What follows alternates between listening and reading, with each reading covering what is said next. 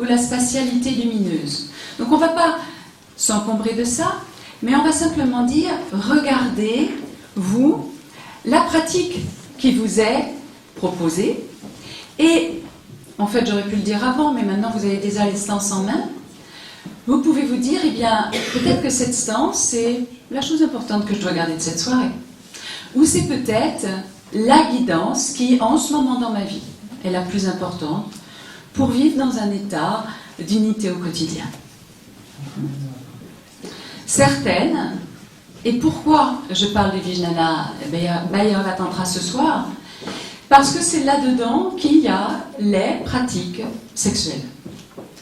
Et si toutes les stances ont été... Ah non, toutes elles n'ont pas été distribuées, mais je les avais mis au début et comme je les avais invités à ce que ça soit distribué depuis le début, je pense que certains les ont, mais je les ai copiés, donc je les ai là. Donc, sur ces 112 pratiques, il y en a 3 sexuelles. Donc, ça nous redonne la proportion. Il y en a beaucoup plus qui sont chamaniques, par exemple, qui travaillent avec l'obscurité, avec les éléments, avec la nature, avec le vide, avec le feu.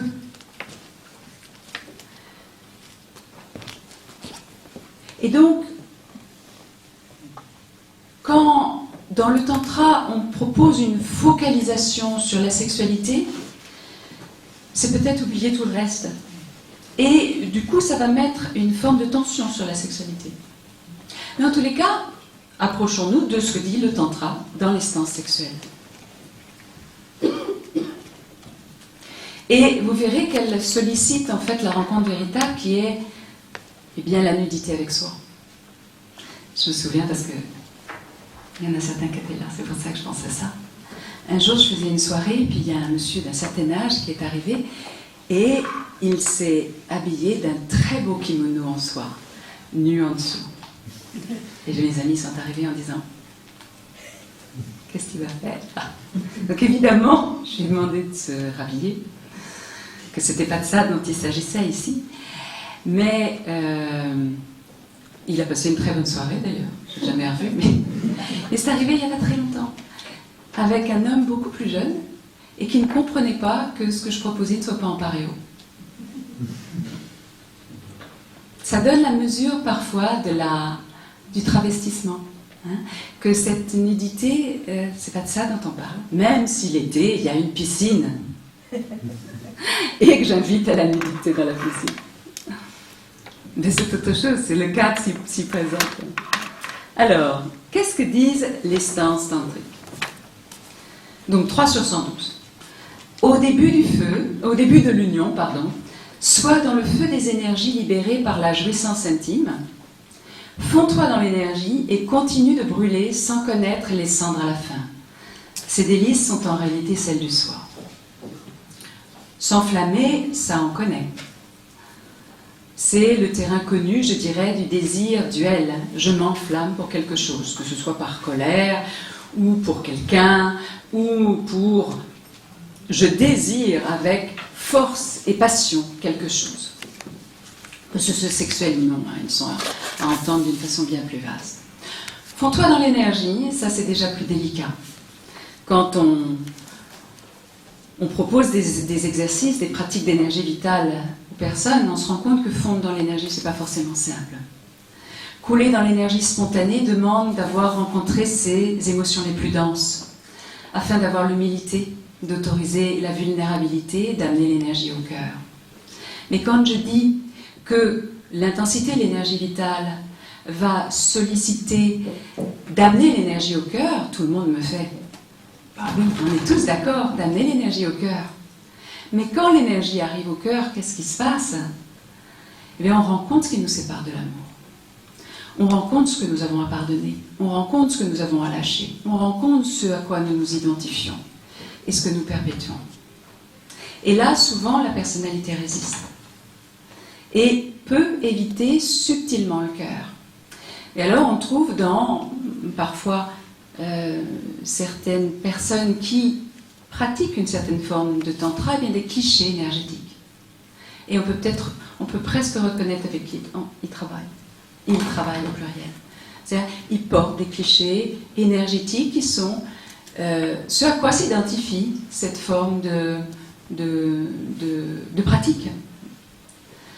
C'est-à-dire que l'invitation de l'énergie vitale au cœur va amener une grande humilité, une grande authenticité. Mais ce n'est pas toujours confortable, et je dirais qu'il faut presque le courage des héros pour arriver là. En tous les cas, pour se permettre de se poser là.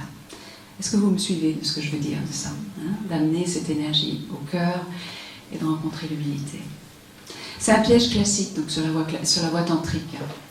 Une fois l'intensité de l'énergie de retrouver, de s'attacher à cette intensité et de la reproduire afin de se reconnaître dans ce plus de vie qui est en effet fort valorisant. Mais surtout, qu'est-ce que produit, quand je reproduis facticement par un cliché ce style d'énergie, je produis de l'ego. Je produis de la personnalité. La personnalité se reconnaît là. Elle aime se reconnaître là. Parfois, certains reproduisent des clichés énergétiques comme des spasmes, c'est pas forcément confortable, mais ils se connaissent là. Plutôt que d'aller toujours plus sombre, plus simple, toujours plus profond, toujours plus subtil, toujours plus vrai, toujours plus nu. Reprenons la stance, elle disait donc, feu, fonds-toi dans l'énergie, sans connaître les cendres à la fin. Sans les cendres à la fin, ça demande de garder cette incandescence qui consume la personnalité sans se consumer. D'être libre de l'objet de la flamme, d'être libre de l'objet désiré, de l'objet du désir. C'est-à-dire de rester amoureux, émerveillé, non plus de cet autre, non plus de l'état que peut-être nous avons vécu ensemble, ou que j'espère vivre ensemble, mais de la vie telle qu'elle se présente dans l'instant même. Donc on se rend compte qu'on est là plutôt dans une ascèse qu'une forme d'exotisme ou d'hédonisme. Une deuxième stance, la deuxième, lorsque tu pratiques le rituel sexuel et que la pensée réside dans le frémissement des sens, comme le vent dans les feuilles, accède alors à l'extase amoureuse. Évidemment, c'est l'invitation à une pensée relaxée, non dualisante, non discursive, qui n'essaye pas de saisir, en harmonie avec le système sensoriel. Contrairement à l'habitude, où d'habitude on a les sens. Quand on dit les sens, on entend la sensorialité et les sentiments, et la tête qui dit autre chose. En particulier, quand on fait l'amour, on va dire pourvu que ça dure, pourvu qu'on passe à autre chose, mais on a les sens qui disent quelque chose et la pensée qui dit autre chose. Et quand on a une espèce de lecture du système énergétique des gens, on sent que les corps ne sont pas du tout en accord. Les corps ne parlent pas la même chose, ils ne sont pas en union. Tous les corps de l'être, que ce soit physique, énergétique, émotionnel, mental et tous les corps subtils, sont invités à frémir ensemble, à vivre une note unique. Et donc l'invitation à ce moment-là est de passer de l'absence, de l'automatisme à la présence. Évidemment qu'il sera entrecoupé de moments d'absence, mais prélude à des nouveaux jaillissements. Tous les éveillés qui nous transmettent, qui nous partagent, quand ils ont vécu un moment radical, on va dire, ils essayent de le reproduire, jusqu'au moment où ils se rendent compte que c'est le moyen de se tendre. Ils lâchent cette idée-là, et puis à un moment ou l'autre, ça commence à s'installer dans leur vie. Donc, l'invitation avec cette stance de la pensée dans les sens, c'est à saisir les choses dans leur premier frémissement, avant que n'intervienne la pensée différenciatrice, la pensée discursive, afin de trouver cette incandescence, cette spontanéité. Et je dirais que la spontanéité, la passion, c'est un peu le signe particulier des tantrikas. C'est là qu'on peut faire la différence entre un hédonisme dont la quête va être liée à l'ego, à construire du moi-je, à construire de la reconnaissance l'identification, et un tantrika qui, lui, est dans une quête de la plus profonde spontanéité, d'être juste là, dans l'instant. Lorsque l'ego entre en jeu, le mental se déploie toujours. On anticipe, on juge, on évalue, et le mental s'agite dans une stratégie, surtout dans la sexualité. Nous saisissons l'objet du désir, tel, on va dire, des cannibales ou des mendiants. Et ça, nous le faisons avec les êtres, avec les choses, avec les sens, avec les émotions, avec les pensées. Que fait à ce moment-là un tantrika? Et je vais vous dire ce qu'en dit Daniel Audier. Lorsque surgit une stimulation, et ça on peut vraiment le remettre dans le contexte de la sexualité, elle n'est que l'expression de son propre frémissement intérieur. Il parle du tantrika, il se détend, s'accorde, ouvre sa sensibilité, laisse émerger librement la source du cœur. À travers ces mouvements s'exprime la plénitude, son mental demeure paisible, sans vague. Il reconnaît dans chaque frémissement passionnel le frémissement de sa propre conscience. Il goûte le monde sans en détruire l'harmonie. Il ne saisit pas, il n'accumule pas. Il rentre dans la présence nue de ce qui surgit. Cet être, cette chose disparaît. Il demeure dans le flux de la présence, attentif à la splendeur toute nouvelle de ce qui vient d'apparaître. Rien ne se fige, il ne s'accroche à rien. Sa vie se renouvelle perpétuellement et son esprit paisible n'entrave pas le cours des choses. Stable, frémissant, sensible et présent, il joue sans intention au rythme de la réalité et réalise ainsi sa vraie nature à chaque instant. Et il dit un peu plus loin, on ne peut pas faire de plus grand bien à un autre être humain que de lui accorder une attention nue, dépourvue de tout projet. C'est l'espace même de la liberté auquel il peut goûter à travers notre présence, d'un miroir sans pollution. L'autre peut ainsi voir sa propre liberté et voir qu'il n'y a pas de séparation avec le monde. Cela est l'amour. Si l'autre parvient à goûter cet état, la nostalgie de l'unité lui revient et il va glisser vers une présence au monde de plus en plus silencieuse et profonde. Que demander de plus? Ah oui, j'avais envie pour conclure ça de dire ce que dit Lee Lozovitch, qui est aussi un éveillé, qui lui est sur la voie des bowls, mais sur la voie tantrique. Il dit le sexe, il le dit en anglais, sudden ego exit, la soudaine échappée de l'ego. Je trouve ça magnifique. Donc la troisième stance, reliée à la sexualité, la jouissance de la félicité intime née de l'union peut se reproduire à tout instant par la présence lumineuse de l'esprit qui se remémore intensément cette jouissance. Et donc il suffit d'un seul moment d'extase, que ce soit sexuel ou dans la nature, pour que la mémoire vivante, vibrante, sensorielle vienne illuminer l'absence. Alors l'amour peut se déployer au-delà du temps et de l'espace et révéler la présence dans l'absence, la liberté dans la contrainte, l'infini dans le fini, la vie dans la non-vie. Et c'est seulement là qu'on va trouver la liberté. C'est seulement là qu'on va trouver une véritable puissance. L'incandescence alors ne cesse plus de brûler, elle est son propre combustible. Mais quand la personne, parce que ça fait comme 12 ans, pas loin de 15 ans, que j'utilise vraiment régulièrement les stances, donc c'est vraiment des amis pour moi.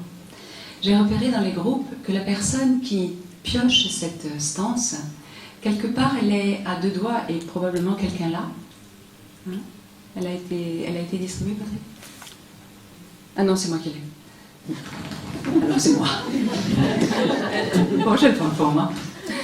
Que la personne qui pioche cette stance est comme tout près d'actualiser une reconnaissance d'elle-même qui inclut la globalité, du moins une couche plus vaste de l'universel, de la globalité.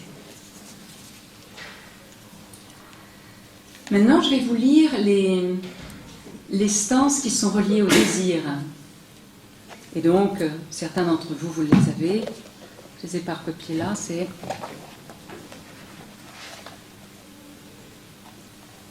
Et donc là aussi, ça va vous donner, parce que vous avez chacun la vôtre qui peut faire sens pour le moment que vous vivez en ce moment ou par rapport à ce qui est transmis ce soir.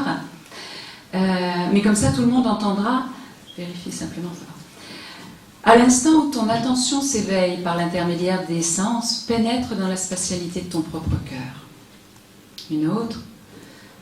Ressens ta substance, os, chair, sang, saturée par l'essence cosmique. Connais la suprême félicité. Là, c'est les... Ah oui, je dis souvent, faites pas attention aux numéros. Il n'y a pas d'interprétation des numéros, sauf que les 3 sexuels sont autour de 69. Je ne veux rien en déduire de ça, mais c'est un fait. Là où tu trouves satisfaction, l'essence de la félicité suprême te sera révélée si tu demeures en ce lieu sans fluctuation mentale. Fonds-toi dans la joie éprouvée lors de la jouissance musicale ou dans celle qui ravit les autres sens. Si tu n'es plus que cette joie, tu accèdes au divin. En état de désir extrême, de colère, d'avidité, d'égarement, d'orgueil, d'envie, pénètre dans ton propre cœur et découvre l'apaisement. Et donc là, de nouveau, le mental ne peut pas comprendre. En état de désir extrême, de colère, d'avidité, d'orgueil, pénètre dans ton propre cœur et connais l'apaisement. C'est juste, ça passe par une autre dimension. Une autre qui est parfois confrontante à comprendre. Ne réside ni dans le plaisir ni dans la souffrance, mais soit constamment dans la réalité ineffable et spatiale qui les relie. Le désir existe en toi comme en toute chose. Réalise qu'il se trouve aussi dans les objets et dans tout ce que l'esprit peut saisir. Alors, découvrant l'universalité du désir, pénètre son espace lumineux. Il y en a d'autres, mais ceci quand même vous donne l'idée de ce que vraiment le tantra dit à propos des sens et du désir. On va rentrer à propos du désir maintenant. Parce que vous qui êtes thérapeute intéressé par la dimension de la pulsion et de la sexualité, c'est important ce que le tantra dit du désir. Dans cette vision donc non duelle, on est d'accord que c'est une vision non duelle, le désir est un lieu de conscience, de rencontre par excellence, puisqu'il est un lieu d'incandescence. Il est sacré, pourquoi ? Parce qu'il est vital. C'est une force vive, sans lequel le cœur peut se dessécher. On peut voir parmi certaines formes d'ascétisme combien là, le cœur, en tous les cas, peut être sec. Mais dans une vision duelle, le désir peut être vulgaire au sens commun des choses. Parce que c'est là qu'on rencontre évidemment la fascination, la projection, l'excitation, l'ailleurs de soi. Le toujours plus dans l'ajournement de la rencontre véritable avec soi, dans la nudité dont on parlait tout à l'heure. Le tantra dit que la véritable union se rend inaccessible tant que le désir duel fait écran à la réalisation de la solitude profonde et intime. Plus l'être s'engage, plus il se rend compte, plus il rencontre la solitude profonde, plus il la réalise, plus il découvre l'autre comme la continuité de lui-même. Dans la vision tantrique, non duelle, il n'y a rien de plus tantrique que la fidélité. Ce qui n'est pas toujours le cas de ce qu'on rencontre dans le tantra, où on peut rencontrer dans on va dire un enthousiasme pour la découverte tantrique, une forme d'accumulation de rencontres. En tout cas, ce n'est pas du tout ce que moi j'induis. Tant que l'intention cherche à satisfaire le désir par l'objet du désir, elle renforce les nœuds et produit plus d'ego, et donc, finalement, à un moment ou à un autre, plus d'insatisfaction. Tant qu'il y a objet de désir, le désir ne peut que s'essouffler. L'incandescence est ce qui demeure quand le désir de quelque chose est consumé. Je répète parce qu'on est vraiment au cœur. L'incandescence est ce qui demeure quand le désir de quelque chose est consumé. Plus le désir est incandescent et son propre combustible, sans attente, sans projet, moins il se dirige de façon linéaire vers un objet ou vers quelqu'un. Le désir alors s'accomplit comme frémissement intérieur qui touche la vie dans sa globalité. Et le bonheur à ce moment-là ne dépend plus de l'autre. La complétude se vit à l'intérieur. Le tantra va dire ce qui est ici est là-bas, mais ce qui n'est pas ici n'est nulle part. J'adore cette phrase. Ce qui est ici est là-bas, ce qui n'est pas ici n'est nulle part. Voilà ce que dit Éric Barré par rapport à ce qu'on peut trouver comme réponse dans le tantrisme. Quant à trouver une réponse dans le tantrisme, il ne faut pas rêver. Les pratiques rituelles sont réservées à ceux dont la pensée et la sensorialité sont déjà éminemment épurées. Toute caricature de pratique visant plus ou moins à une exploration de la sexualité, à en profiter plus, ne peut que se situer dans un cadre psychologique, psycho-pathétique. C'est un guerrier. Un guerrier d'amour, c'est un guerrier. Dans son site, il met un lien avec la Légion étrangère. C'est juste... mais c'est vraiment... Moi, quand je vais le voir, je me mets devant parce qu'il y a une douche d'énergie. Je fais... J'ai encore un peu d'objet de désir. Et il finit par... Oui, il finit en disant « La sexualité et ses ramifications affectives ne concernent que le monde profane ». Et donc, parlons de ce qu'il en est des initiations dans le tantra traditionnel, par rapport à, justement, ce qui pourrait être faire l'amour.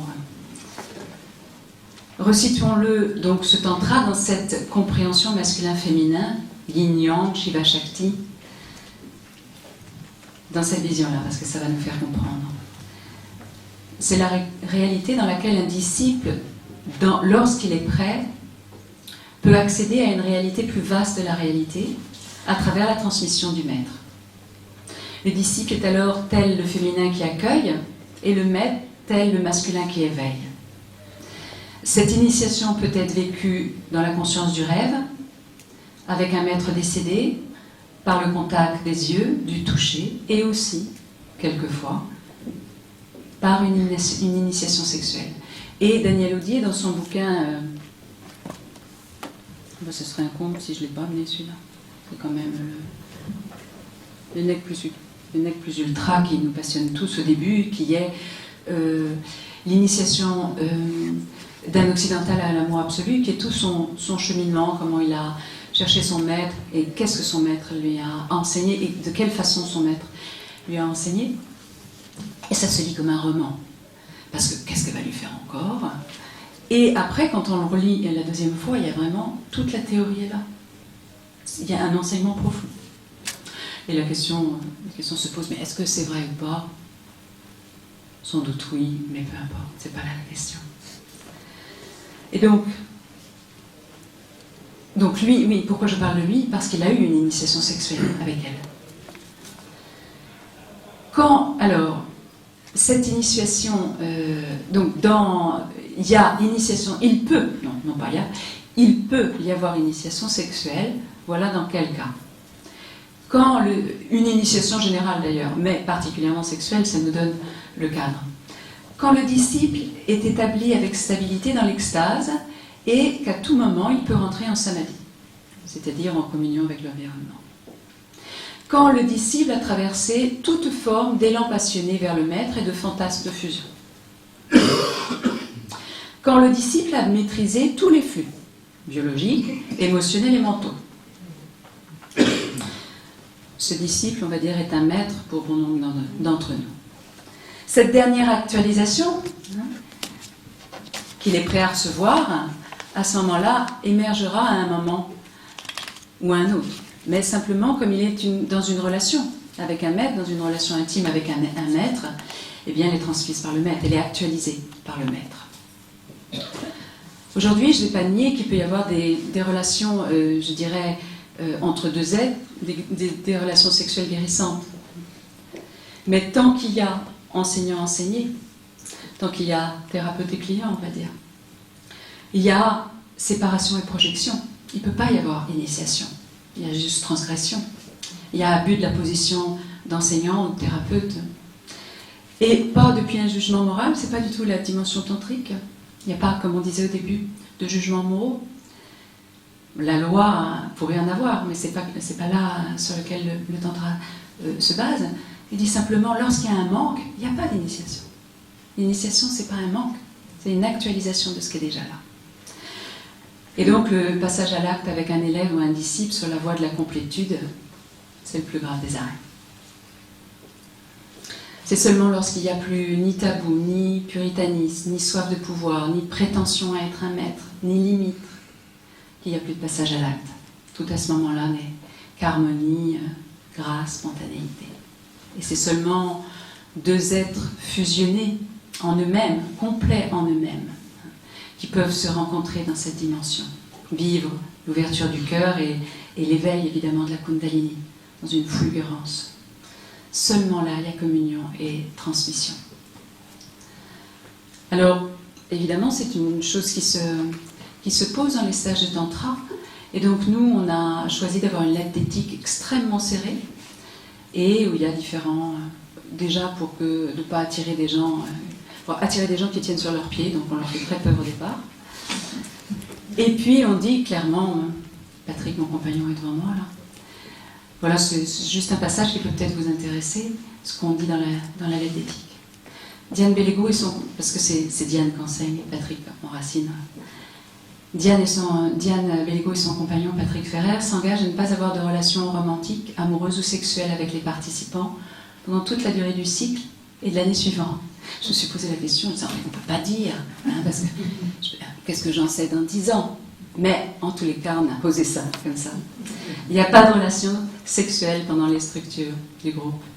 Mais cependant, dans la perspective tantrique, tout contact des sens avec le monde est assimilé à une relation amoureuse. Et je reprends une dimension, plus la relation au monde s'abreuve intérieurement et se porte sur la globalité, moins le désir se focalise sur un partenaire en particulier. Puis après, je parle des couples. Il est nécessaire de parler des couples dans le tantra parce que, je dirais moi-même, je ne suis probablement pas la seule, et souvent des couples me partagent avoir vécu dans des groupes de tantra des choses fort délicates où l'un des deux est tapé